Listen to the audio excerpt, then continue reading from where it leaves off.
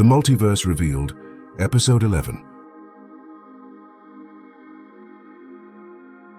The universe's math, reality written in numbers.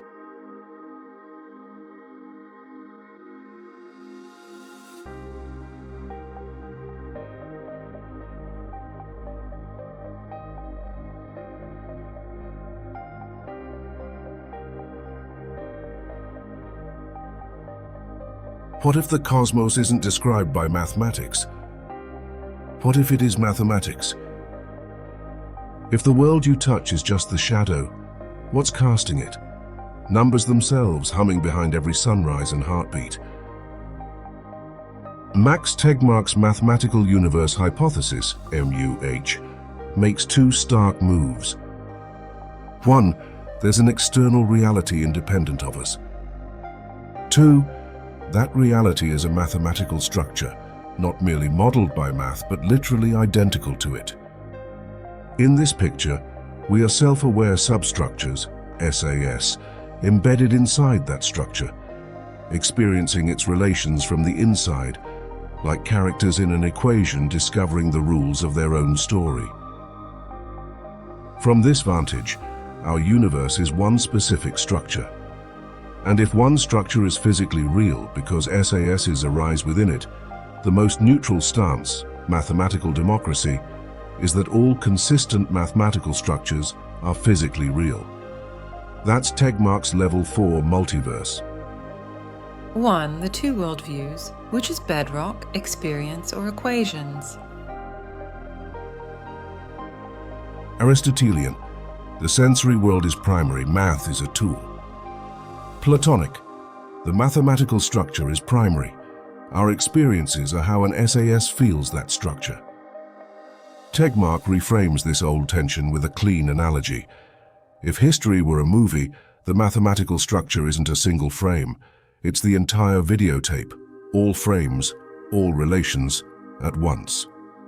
We live locally along a thread on that tape, and we call that thread time. Relatable metaphor. Think of your favorite childhood moment, the way light slanted across the floor and everything felt possible.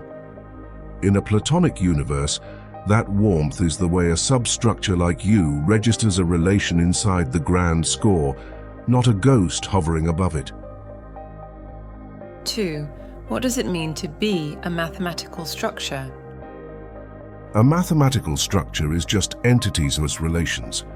If our world is such a structure, then observers appear wherever relations support information processing and memory, SASs threading through the structure like thickened world lines that can store and update records, a tube through space-time.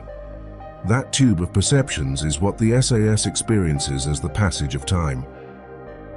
Tegmark's hierarchy stresses that older guesses about the structure, example simple fields in 3-space, were not enough. Modern physics points to more sophisticated algebraic objects, quantum fields, symmetries, and likely beyond. We don't yet know the final structure. We're triangulating it. 3. Why math fits nature too well. Wigner famously marveled at the unreasonable effectiveness of mathematics. Under MUH, there's nothing unreasonable about it. Nature is mathematics.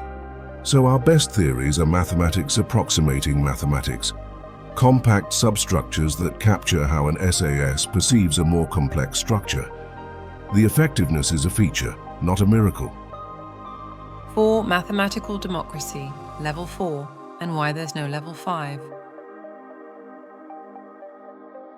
If one structure is physically real, why draw a privileged line against the others? Tegmark suggests we don't. Mathematical existence sees physical existence. The ensemble of all structures already forms a structure. Adding another level doesn't add anything new. So the hierarchy closes at Level 4, no Level 5. Even the simulation hypothesis becomes just a special case. A digital computer is a function updating bit strings. That's merely one mathematical structure among many, and thus already contained in Level 4. 5. Predictions in a world of all structures. If all structures exist, how do we do science?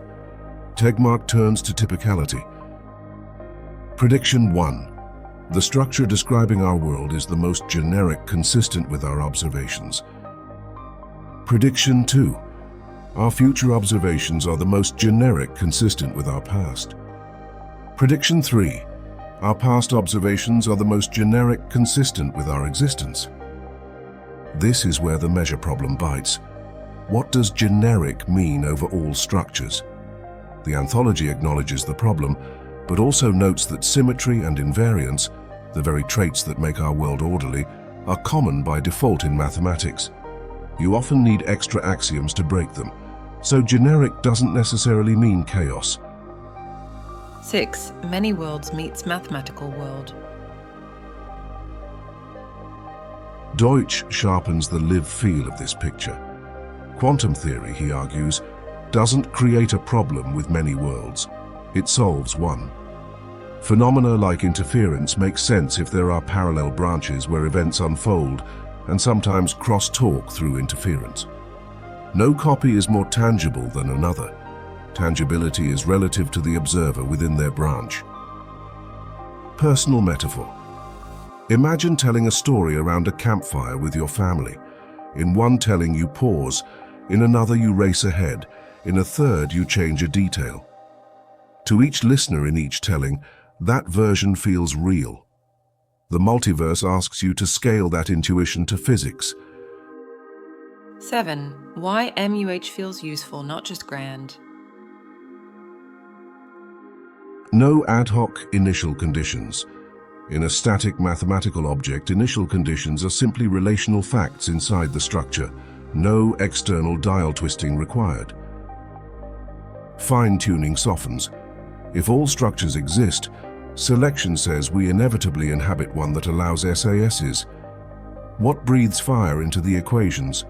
In this view, you, the SAS, noticing the only equations where you could exist. Pythagoras, Plato, Indra's net. Pythagoras harmony, ratios and resonance, today's symmetries and invariance. Plato's forms. The perfect circle isn't in chalk lines, it lives in structure. MUH pushes further, the form is the world. Indra's net, jewels reflecting jewels. Level 4 is a glittering network where structures mirror each other through isomorphisms. Isomorphic entities are, in a precise sense, the same. These images are not proofs, they're memory palaces, places to walk while the math carries the weight. Criticism, debate, and counterpoints. 1. It's unfalsifiable.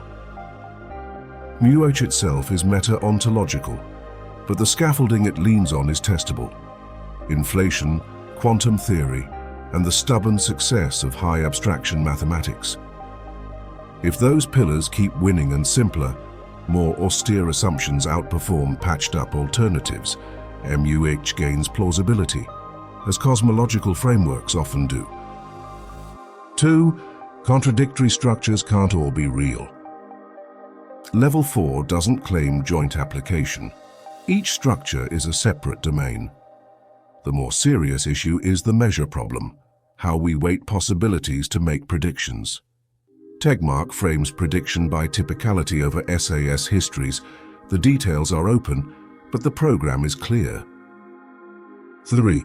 Where does mind fit? Observers are SAS, patterns that store and process information along their world tubes. Consciousness isn't bolted on. It's a certain kind of relational organization. The anthology states this explicitly as the criterion for physical existence within a structure. 4. Isn't this just philosophy? Yes, and so were atoms, space-time, and quantum states, before experiments caught up. MUH proposes a clear, compressive ontology. Compression is a scientific value when it keeps predicting where rich structure will show up next. Symmetries, invariants, effective theories. Lived intuition, 2 more bridges. Sheet music verse song. You hear a melody. Mo says the sheet is the thing, and your goosebumps are what it feels like when a small motif inside the score realizes the larger harmony. The hallway of becoming. The day you sprinted down a school corridor toward a splash of light, Michio says the corridor, the light you, are coherent relations in an immutable structure. Your sense of becoming is how an SAS reads its line on the tape. Practical test seeking. Symmetry keeps winning. If the world is mathematical all the way down, expect symmetry invariance to remain the engine of unification and prediction. That's historically what we see. Genericity over special pleading. As data improves, expect minimal generic assumptions to outperform delicate, fine-tuned ones, a level 4 friendly pattern. Quantum reality stays branchy. Deutsch's argument is that many worlds isn't a bug, it's the clean explanation of interference. If experiments keep privileging that parsimony, it supports the broader picture. Final thought. If numbers are the bones of reality, then meaning is the way those bones fit. A grammar of being, recited by the cosmos to itself. Perhaps we're not passengers in a universe described by math. Perhaps we are characters in mathematics reading itself aloud.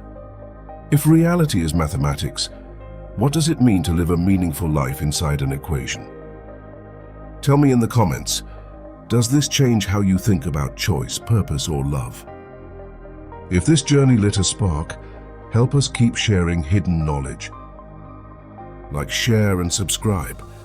And if you'd like to support the channel directly, tap thanks or join to walk deeper with us.